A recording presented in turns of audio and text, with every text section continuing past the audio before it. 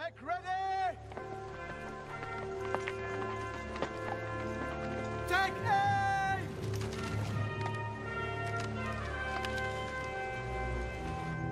Fire!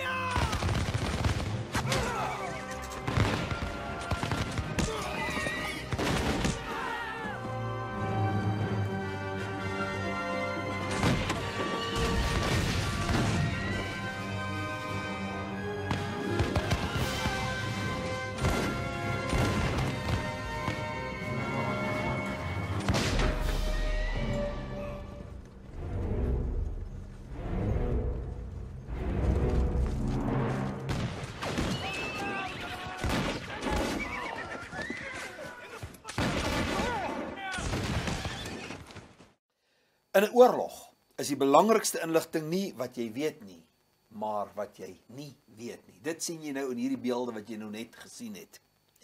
Veral as jou vyand weet, jy weet nie. So die ergste is om 'n oorlogsone binne te gaan en jy weet nie waar die vyand is nie. En voor jy weet, of wanneer jy dit agterkom, is dit klaar te laat. So ek dink kinders van die Here is gevaarlik onkundig oor die vyand. Hulle maak van Jakobus 4 vers 7 nie resist the devil and he will flee from you nie. Hulle maak dit ignore the devil and he will flee from you. So vanaand lees ons Efesiërs 3 vers 10. En kyk of julle verstaan wat dit beteken. Wat sê dit? Want die term in die hemele of in die lig is 'n beskrywing van die geesteswêreld en in hierdie kort brief aan Efesiërs gebruik Paulus hierdie term 5 keer. So obvious is die in die hemele of in die lig 'n baie belangrike konsep in geestelike oorlogvoering. Maar weet ons wat dit beteken? Want as jy nie weet nie, dan is jy vatbaar, is jy trefbaar vir die dodelike planne van die vyand. En ek sê vir jou, die meeste Christene het nie 'n cooking clue nie. So die geestesrealm, hierdie in die lig, hierdie hemelse plekke, verwys na die terrein waar engele en demone aktief is en waar die kerk van die Here aktief moet wees. Dis die plek waar die geveg word. En as jy onkundig is hieroor, is jy 'n sitting duck. So, ons het die magtigste wapens wat die Here ons gegee het, maar dit help niks as daai wapen nie gelaai is nie. Ons is dalk beter toegerus vir 'n parade as vir 'n oorlog. Maar ons is nie in 'n parade nie, ons is in 'n oorlog. En dis hoekom dit noodsaaklik is dat jy die brief aan die Efesiërs sal bestudeer. En ek raai manne en vroue aan oor hulle huwelik, lees Efesiërs. Ouers met hulle kinders, lees Efesiërs. Want dit is die boek wat jou vertel waar daai oorlog is, hoe hy werk en hoe jy kan wen. So, in Efesiërs 2 vers 1 tot 3, baie belangrik, lees dit, bespreek dit, dan sien jy wat is aan die gang. En as jy mooi kyk, ek gee vir jou daar in jou notas die 5 keer wat Paulus hemelse plekke noem en ek sê vir jou wat elke keer daar aan die gang is en wat daar gebeur. So, 1 vers 3 is dan die eerste stap en dit sê vir ons dat God het klaar al die seën wat jy in jou lewe nodig het, so saad geplant in die hemelse plekke. So alles wat jy nodig het, is in die geestesrealm reeds geplant en wag op Jesus Christus wat dan gekom het en dan daai saad laat groei en laat ontkiem. 2 is Efesiërs 2 vers 8 en 9 wat gaan oor Jesus. Wat het Jesus kom doen?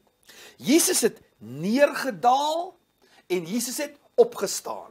So hy gaan af en hy oorwin die duiwel en hy maak die duiwel, hy sit die duiwel onder sy voete en hy gaan op om daar langs die Vader sy plek in te neem. So die kop en die voete is in plek. Maar wat kort? Die liggaam.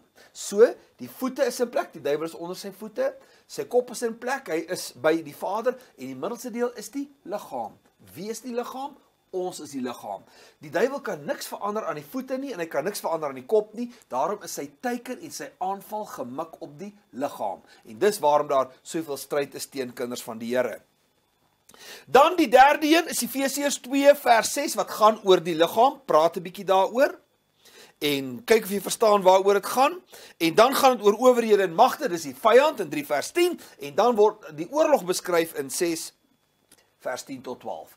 Dit beskryf vir ons die oorlog waarin ons is. Ek wil julle moet 'n bietjie met mekaar daaroor praat. Dis geweldig belangrik dat ons sal probeer verstaan wat hier aangaan. Nou as jy dit het, Dan kom die volgende ding in plek en dit is, toe die duiwel nou al hierdie goed sien, dat die kop is in plek en die voete is in plek en die Here sit die liggaam ook in die geesteswêreld met autoriteit, naamlik die kerk, toe kom hy met 'n teenaanval.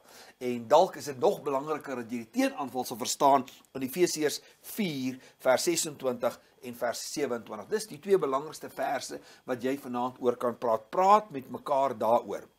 Hy praat van do not give the devil an opportunity. Moenie die duiwel 'n area gee waar jy moet heers en nou heers hy nie. En wat is die trigger van dit? Het jy dit opgetel? Kan julle verstaan waaroor dit gaan? So, praat 'n bietjie daaroor. Eintlik sê hierdie skrif, do not fail to forgive those that hurt you, lest you create an area of jurisdiction for the devil to have authority over. Praat met mekaar daaroor. So, as julle dit gedoen het, en julle sê, hoe kan ek hierdie geveg wen, en hoe kan ek doen wat die Here se woord sê, en jy verstaan hoe die geestesrealm is, gaan jy sterker en beter hier uitkom.